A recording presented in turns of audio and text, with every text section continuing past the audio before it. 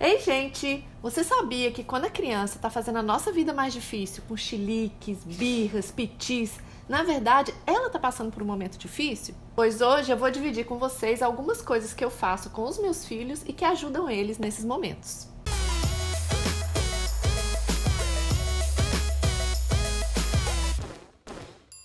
As pontas estavam secas, fui lá e meti a tesoura, eu mesma. Eu tenho dessas. Olha, eu tô notando que tá chegando muita gente nova aqui no canal, sejam muito bem-vindos, tá? Pra quem não me conhece ainda, eu sou a Lu, eu sou a mãe do Nicolas de 9 anos e da Lily, que acabou de completar 6. A gente mora no Canadá há quase 8 anos. Hoje eu quero conversar com vocês um pouco sobre disciplina, sobre comportamento infantil, essas coisas, né, gente? Que às vezes deixa a gente, assim, super descabelada, sem saber o que fazer. O que acontece é que quando a gente vira mãe ou pai, não quer dizer que a gente sabe ser mãe ou pai, né? Leva um tempo pra gente aprender, às vezes anos.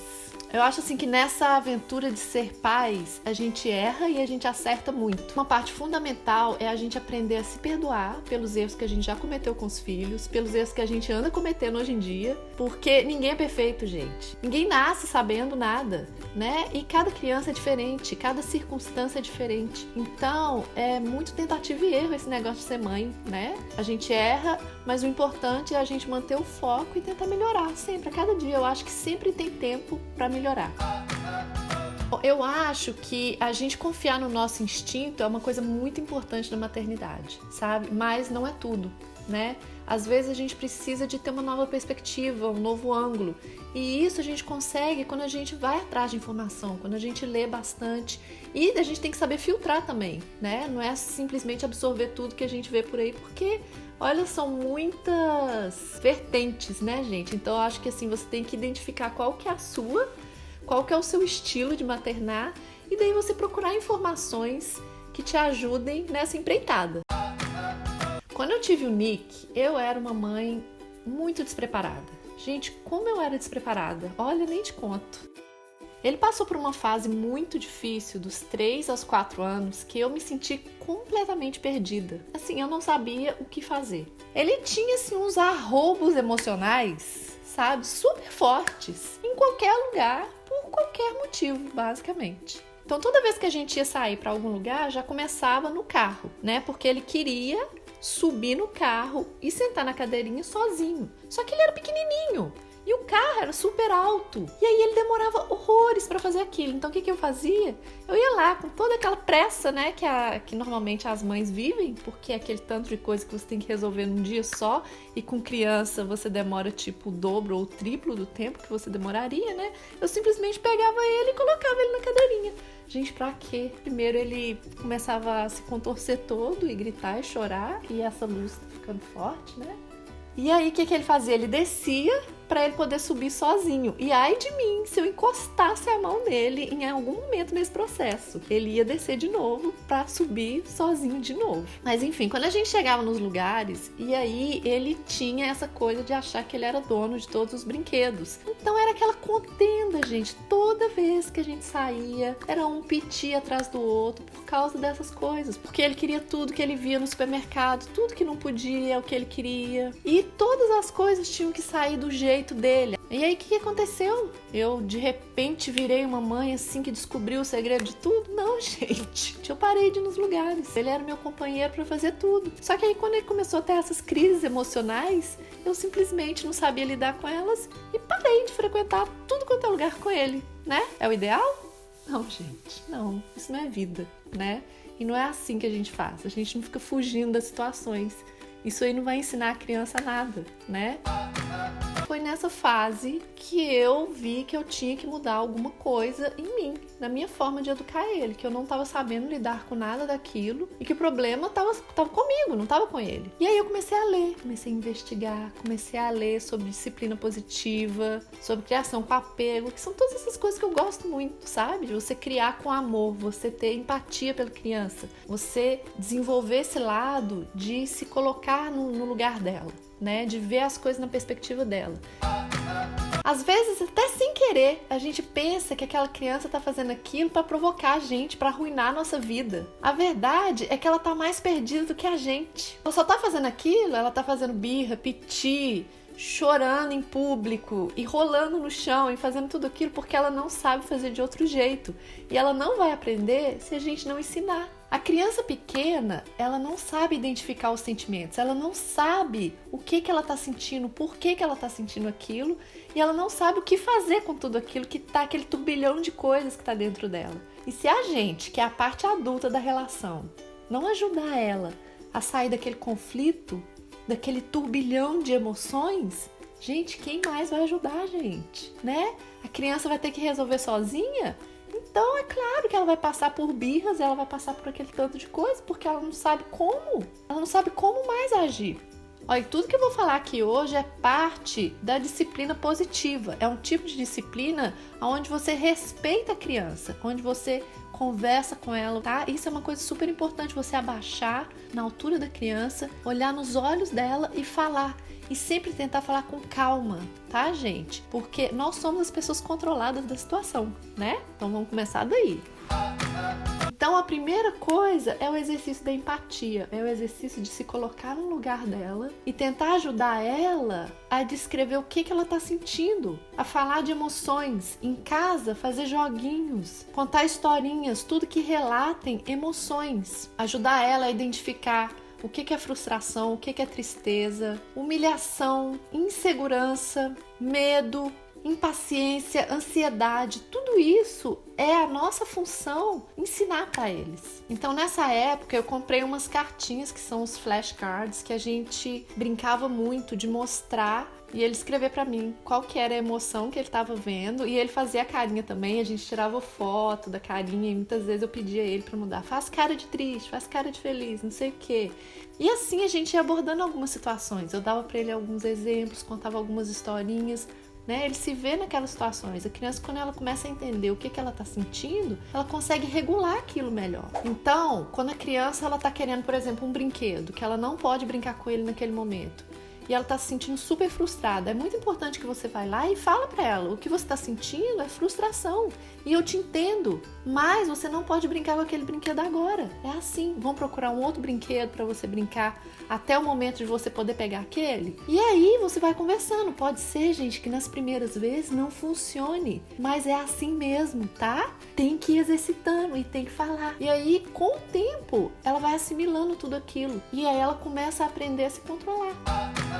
Outra coisa que passou a ajudar muito e que eu faço desde sempre até hoje, tá? Inclusive com o Nicolas agora, com 9 anos, até hoje eu faço isso, gente. É conversar antes de sair. Então toda vez que a gente vai para algum lugar, eu explico exatamente o que a gente vai fazer e o que eu espero deles. E olha, isso funciona com criança pequena também, tá, gente? A gente acha que a criança não vai entender, mas ela entende nem que seja um pouco. E com o tempo ela vai entendendo cada vez mais. Então, se a gente ia na casa de um amiguinho, eu falava com ele, ó, a gente tá indo na casa do amiguinho brincar com os brinquedos dele, tá? Você pode brincar com os brinquedos que ele deixar, mas não é só você que vai brincar com esses brinquedos. E você não pode querer trazer os brinquedos dele pra casa, tá? Então você tem que comportar bonitinho, agradecer, falar por favor. E quando ele pedir o brinquedo de volta, você tem que dar pra ele, porque o brinquedo é dele. E aí, quando a gente ia na loja, eu falava com ele, olha, Nick, a gente tá indo comprar isso, isso e isso. Lá vai ter brinquedo, mas a gente não tá indo comprar brinquedo, então não é pra você pedir. A mamãe tá te levando porque você é o meu ajudante e você vai me ajudar a comprar as coisas que a gente precisa pra nossa casa. Mas se você chegar lá e ficar chorando porque você quer alguma coisa que a gente não vai comprar, então a gente vai voltar para casa. E aí que vem a outra parte do esquema. Você não pode prometer nenhuma consequência que você não vá cumprir, né? Não dá pra você ficar falando que, se você fizer isso, eu vou fazer tal coisa e depois você não cumprir. Você só tá confundindo ainda mais a criança. Então, se você falar, se a gente for no supermercado e você não se comportar, a gente vai embora, você tem que ir embora. Se você acha que não vai conseguir cumprir, então fala outra coisa. Outra coisa que funciona muito bem aqui em casa é chegar de noite e recapitular o dia todo. Conversar com a criança sobre as coisas que aconteceram. Tanto as coisas ruins quanto as coisas boas. Então, vamos conversar aqui como foi o dia, o que a gente fez hoje, o que você mais gostou de fazer. E aí você vai falando, né? Pois é, hoje a gente foi lá no correio, você lembra? Mas aí o que você ficou fazendo? Você subiu na mesa, né? E podia? Não podia, né? É perigoso, você podia ter caído, machucado, e era contra as regras do correio, né? Lá não podia fazer isso. Então a gente tem que respeitar as regras dos lugares, né? Na próxima vez, não sobe lá. E aí é sempre bom salientar uma coisa boa que eles fizeram também. Ah, mas aí depois a gente foi no supermercado e você se comportou super bem. Você viu que você não ficou pedindo pra comprar nada? Que gracinha, ficou quietinho no carrinho. Muito bem, gostei de ver. Outra coisa que eu aprendi que faz a maior diferença do mundo é você não fazer perguntas abertas, cuja resposta pode ser sim ou não. Tipo assim, vamos tomar banho? Você quer jantar agora? Vamos vestir o casaco? Ou então, vamos embora agora? Te esquece, gente. A resposta já sabe o que vai ser. Não é não. Não é não, gente. Por quê? Porque é mais emocionante falar não, né? Então, ao invés disso, você pergunta coisas do tipo: você quer tomar banho com patinho ou com barco? Você quer comer no prato azul ou vermelho? Você quer vestir o casaco sozinho ou quer que a mamãe te ajuda? Ou então, tá na hora de ir embora, vamos ver quem chega primeiro no carro? Então, com perguntas assim, quem tá ditando as regras é você, mas você dá a ilusão de que eles estão escolhendo alguma coisa. Bom, a outra técnica é uma técnica assim, parece sutil, mas é muito efetiva. Eu aprendi aqui no Canadá e ela é chamada de First and Then, que é primeiro e daí. É o seguinte, normalmente, quando a gente vai falar com a criança alguma coisa, a gente fala assim, por exemplo, se você escovar o dente, a gente vai no parque, né? E aí, se você, ao invés disso, falar, primeiro você escova o dente, depois a gente vai no parque, você tá no controle, né? Quando você fala assim, se você escovar o dente, a gente vai no parque. A criança que tá no controle. Então, outra coisa que funciona, tipo que quase que 100% das vezes, é você comunicar pra criança 10 minutos ou 5 minutos antes de sair de algum lugar. Falta 10 minutos, daqui 10 minutos a gente vai embora. Quando tiver faltando 5, gente, daqui 5 minutos a gente vai embora. Daqui 1 minuto. Brinca aí, 1 minuto, tá? Se prepara que a gente tá indo embora. E isso, gente, isso mostra um respeito pela criança, né? Você simplesmente não tá arrastando ela do lugar. Você tá dando um tempo pra ela se preparar psicologicamente e se organizar ali na brincadeira, porque ela sabe que dali 10 ou 5 ou 1 minuto a gente tá indo embora. Se você nunca fez isso, talvez nas primeiras vezes não vai funcionar tanto, mas com o tempo eu te garanto que vai melhorar. Então, outra coisa, quando a criança ela está tendo assim, um descontrole emocional, né, em alguma situação, gente, é muito legal você ter a presença de espírito de retirar a criança do lugar. É muito importante você levar ela para um lugar calmo, um lugar que não tem espectadores, né, plateia, e você conversar com ela com calma e até ela se acalmar. A criança merece isso. Isso é uma coisa que eu assisti uma vez aqui, uma mãe fazendo com a filha dela e eu achei sensacional, sabe? A gente tava numa lanchonete e lá tinha sorvete e a menina começou a chorar muito querendo sorvete e a mãe dela falou que não, que naquele dia eles não iam tomar sorvete, não sei o quê. E ela começou a chorar cada vez mais alto, aí a mãe se abaixou no nível da criança, olhando no olho dela, colocou a mão no ombro dela e falou com a voz calma, mais firme. Tá? E isso aí, gente, muda tudo, tá? Firmeza. E falou assim com ela: respira, respira. Isso, respira. Agora calma. Eu já te falei, hoje a gente não vai comprar sorvete. Quando você estiver mais calma, você vem conversar comigo. Eu vou estar ali naquele canto te esperando. Gente, a menina foi assim, pá! Parou de chorar naquele instante, sabe? E isso é uma coisa que funciona tipo assim 95% das vezes com a Lilinha. Então, toda vez que ela tá assim, com aquele tanto de emoção aflorando, né, gente? Não sabe como controlar. Eu sempre lembro pra ela, respira, respira, tá? Agora, quando você estiver mais calma, a gente conversa. E aí pronto, vocês conversam. E aí você explica pra criança de novo, não, aqui não é o momento, aqui não é o lugar. Não, a gente não vai fazer isso agora. Não, a gente não vai comprar isso agora. Faz parte da vida, gente, né? Outra coisa legal de falar nesse momento é, eu estou aqui, eu entendo, eu estou aqui por você, mas eu não vou conversar com você enquanto você não estiver mais calmo. Bom, uma coisa, gente, que eu nunca faço, que eu acho que não é legal com a criança e que tem muita gente que recomenda, é você ignorar a birra. Falar assim, deixa chorar que isso vai passar. Ignora que é melhor. Não dá atenção, porque o que a criança tá querendo é atenção. Exatamente, gente. O que a criança tá querendo é atenção. O que a criança tá precisando naquele momento é atenção. E aí, naquele momento de conflito interno, aquele tanto de emoção borbulhando ali dentro, você vai Ignorar a criança, gente, eu não sei não, mas eu acho que isso não resolve. Eu acho que é o contrário. Eu acho que o que ela tá precisando é atenção, mas atenção direito, sabe? Não é simplesmente passar a mão na cabeça dela, não. É uma conversa, né? É um adulto ali para explicar para ela o que ela tá sentindo, por que ela tá se comportando daquele jeito e quais são as opções, né? Criança é lúdica, né? Criança é curiosa, criança é imaginativa. Então, no momento de crise, tenta usar o lúdico, tenta usar uma coisa pra tirar o foco da criança daquele momento ali difícil. Então, se a criança tá num transe emocional que ela não consegue sair, porque às vezes ela entra numa coisa assim, né? É um loop ali que ela não consegue sair daquilo mais. Ela começa a chorar, chorar, chorar. E aí depois já passou tanto tempo que ela tá chorando que ela nem lembra mais por que ela tá chorando, mas ela continua chorando, né? Ela tá ali. E aí, ofereça uma saída pra esse transe, gente, porque, olha, é muito ruim você tá assim. Então tenta puxar um outro assunto, sabe? Distrair ela com alguma outra coisa por aquele momento, sabe? Depois você volta naquele assunto. Olha o passarinho, olha o que o passarinho tá fazendo, não acredito. Gente, em algum momento aquela criança vai olhar e vai parar de chorar. Outra coisa que aqui em casa funciona nesse esquema é eu começar a brincar sozinha. Gente, eu pareço louca, né? Mas às vezes eu faço isso. Às vezes eu começo a brincar sozinha e eu pego algum brinquedo, pego algum fantoche ou a minha mão mesmo, faço alguma coisinha assim. Não sei o que. Ah, formiguinha tá passeando, não sei o que. E aí quando eu vejo, eles estão olhando e aí começa a chegar perto e aí começa a fazer perguntas. Quem que é? Qual bichinho que é? Ah, uma formiguinha que tá passeando. Ó, pulou pra você. Ó, tá indo. Gente, às vezes a gente tem que ter uma presença de espírito pra fazer umas coisinhas assim. E as crianças respondem bem, sabe? Se você tem paciência de fazer uma coisa diferente pra elas, né? Se você tem paciência de tentar ver algo que elas não estão percebendo e chamar a atenção delas para isso. Acalma, né? Dá uma acalmada. Então, outra coisa que a gente faz com muita frequência aqui em casa e que ajuda as crianças a perceber melhor a situação e como que elas deveriam ter agido é você contar histórias que reproduzem mais ou menos a situação que ela passou. E aí você mostra para a criança como que ela fez e como que ela poderia ter feito para sair daquela situação de uma melhor forma. Outra coisa, gente, é ter uma rotina gostosinha, sabe? Criança gosta de saber o que vai acontecer no dia dela, o que vem depois. Bom, mas uma vez que você estabelece a rotina e todo dia você é consistente, não precisa nem ser sempre no mesmo horário, não.